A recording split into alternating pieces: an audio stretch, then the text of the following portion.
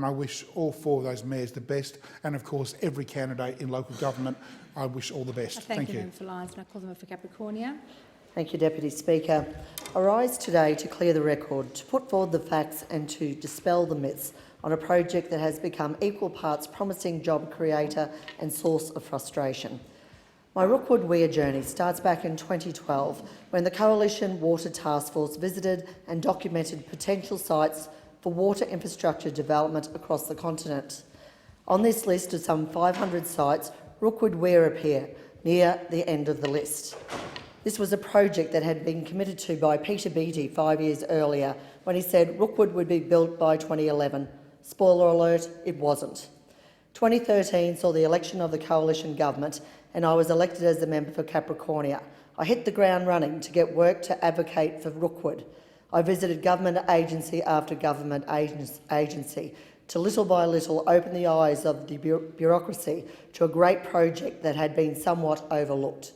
By 2015, I had got Rookwood placed on both green and white papers on the future development of Northern Australia and the future competitiveness of agriculture. These are two of the most important documents this government has created, real future-proofing stuff. Of course, here was the first ALP roadblock. Labor and Green senators on the Northern Australia Joint Standing Committee tried valiantly to block this, supposedly because A, people in the bush don't deserve jobs, and B, they didn't want me to get a win for Capricornia. I had been lobbying for this project non-stop for over 2 years, and I'm quite sure the member for New England was sick of me, but I wouldn't stop. In early 2016, I was fortunate to be able to take the member for New England and then Prime Minister Turnbull on a flight across the landscape to show what was possible. Again, the Labor Party said, "It'll never happen, it's a bad idea, Landry can't deliver." But on the 25th of May 2016, deliver I did. Prime Minister and Deputy Prime Minister coming to Rockhampton to announce the federal coalition would not only fund $2 million for a business case to be conducted, but would put up $130 million to the construction costs.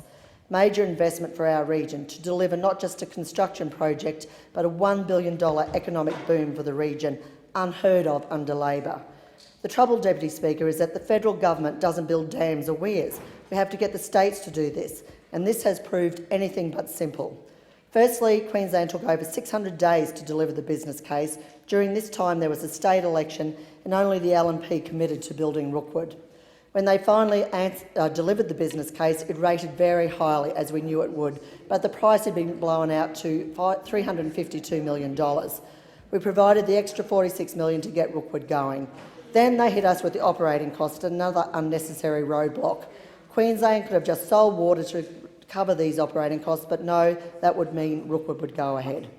We have received promising news in the last week, but I cannot take those off at the word. I thank the member